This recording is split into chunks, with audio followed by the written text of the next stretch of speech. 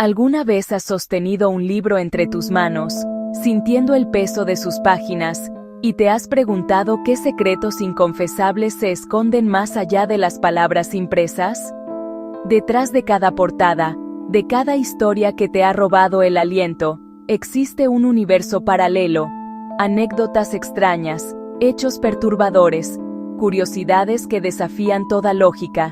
Estas no son las historias que te cuentan en la escuela. No, estas son las verdades ocultas, los susurros que se perdieron en el tiempo, las realidades que los propios autores hubieran preferido enterrar para siempre. Prepárate, estás a punto de entrar en una dimensión donde la literatura revela su rostro más inquietante y fascinante. Piensa por un momento en tus novelas favoritas. ¿Crees que lo sabes todo sobre ellas? Te aseguro que no, lo que conocemos es apenas la superficie. Una versión cuidadosamente pulida para el consumo masivo. Pero en las profundidades, en la oscuridad, yacen los verdaderos misterios. Los grandes maestros de la literatura, aquellos cuyas mentes dieron a luz mundos enteros y personajes inmortales, no eran seres etéreos tocados por la divinidad. Eran personas de carne y hueso, y como tales, estaban plasmados de hábitos extraños, rituales obsesivos, manías que hoy nos parecerían completamente dementes. Por ejemplo, Víctor Hugo, el autor de Los Miserables, tenía un método peculiar para combatir el bloqueo. Se encerraba en una habitación con la puerta cerrada, ordenaba a su sirviente esconder toda su ropa, y no salía hasta escribir una cantidad considerable de páginas. Friedrich Schiller no podía escribir sin el aroma de manzanas podridas. Guardaba manzanas en los cajones de su mesa de trabajo y esperaba a que se descompusieran. Ese olor fétido era el estímulo que necesitaba su musa. La icónica Agatha Christie, la reina del misterio, odiaba sentarse en un escritorio. De hecho, no tenía un lugar fijo para trabajar. Sus ideas surgían en la mesa de la cocina, recostada en la cama, o incluso en la bañera. Decía que las mejores ideas le venían comiendo manzanas en la tina. ¿Y qué decir de Honoré de Balzac, cuya adicción al café era tan legendaria como su obra? Se dice que tomaba hasta 50 tazas al día. Escribía sesiones de más de 15 horas. Cuando el café líquido no bastaba, masticaba granos de café secos. Los médicos creen que eso contribuyó a su prematura muerte.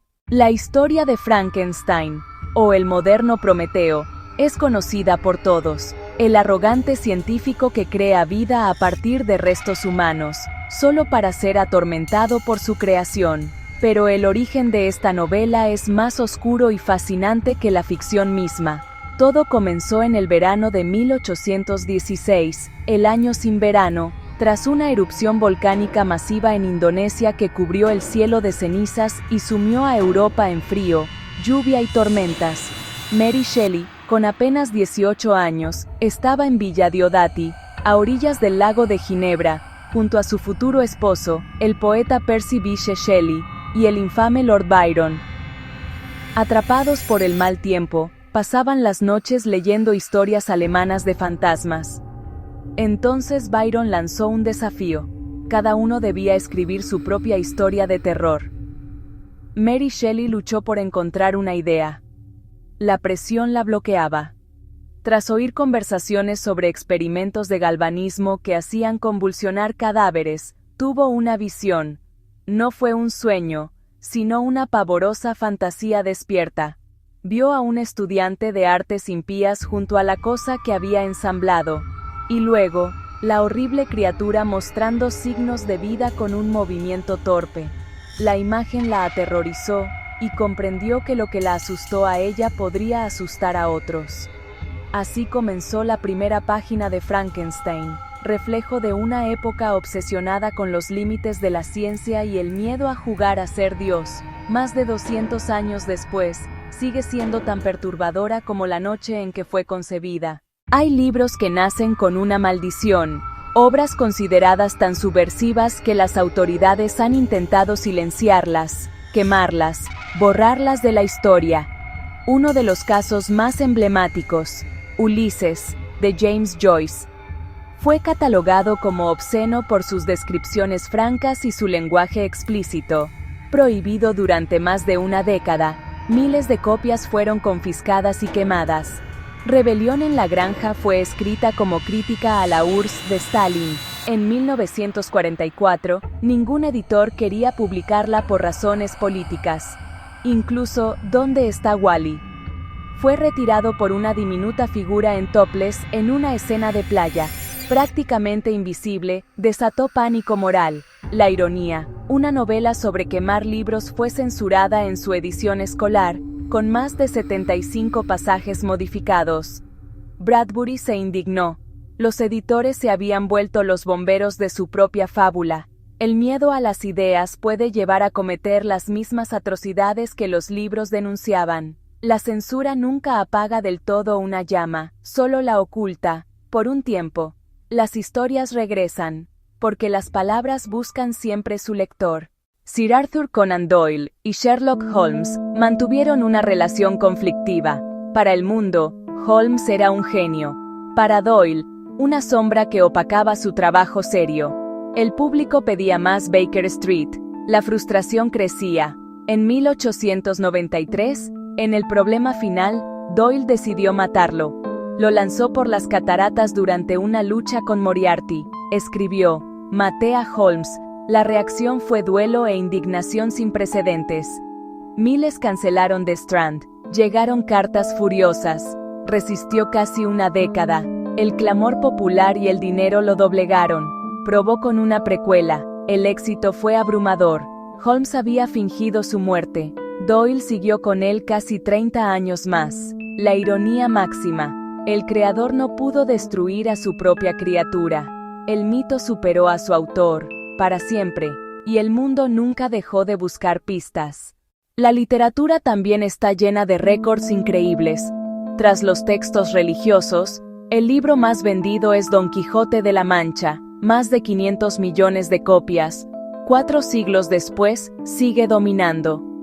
El libro más grande, This is the Prophet Muhammad, en Dubái, abierto mide 5 metros por 8,06 metros, pesa 1500 kilos, 429 páginas, 50 personas lo construyeron. El más pequeño, Teeny Ted from Turnip Town, de 70x100 micrómetros, solo legible con microscopio electrónico. Autor más prolífico, Lope de Vega. Se le atribuyen 800 obras de teatro y miles de poemas. Su nombre se volvió sinónimo de abundancia. Lectura en voz alta más larga, Deepak Sharma Bajagain, 2008, 113 horas y 15 minutos, casi 5 días seguidos. Leyó extractos de 17 autores para mantenerse despierto. De lo masivo a lo microscópico, de lo antiguo a lo moderno, la literatura es un campo infinito, donde la creatividad y la resistencia humana se ponen a prueba una y otra vez. Hay frases que usamos sin pensar. Es un mundo feliz. La usamos irónicamente para perfecciones siniestras. En Huxley, la sociedad está controlada, sin dolor ni libre albedrío, drogada con soma para una felicidad vacía. Elemental, mi querido Watson. Holmes nunca dijo esa frase exacta en los textos de Conan Doyle. La popularizaron adaptaciones teatrales y cinematográficas. A Maquiavelo se le atribuye, el fin justifica los medios. Nunca lo escribió así. Su idea, cuando el hecho lo acuse, el resultado lo excuse, más matizada. Estamos todos locos aquí. En el libro, la locura es norma y la lógica no aplica.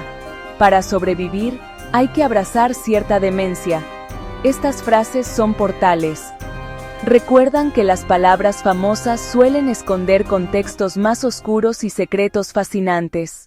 No hay nada más trágico que una obra maestra perdida. En 1922, la maleta con casi todos los manuscritos de Hemingway fue robada en París. Su trabajo de juventud se esfumó para siempre. Otra obsesión, Cardenio, obra de Shakespeare, posiblemente con John Fletcher, basada en Don Quijote.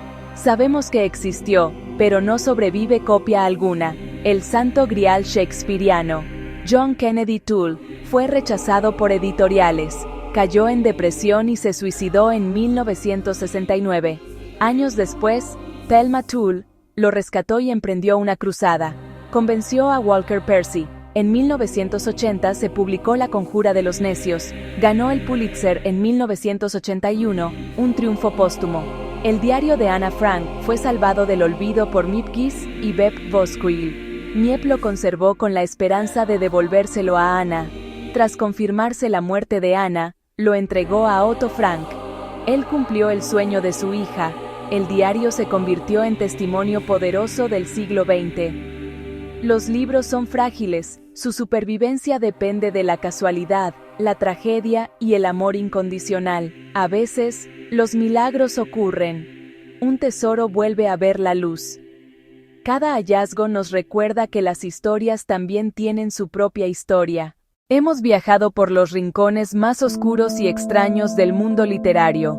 Descubrimos rituales dementes y nacimientos de monstruos en noches de tormenta. Vimos palabras encadenadas y quemadas, y desvelamos verdades tras frases célebres. Lamentamos tesoros perdidos y celebramos los encontrados. Un libro es mucho más que papel y tinta.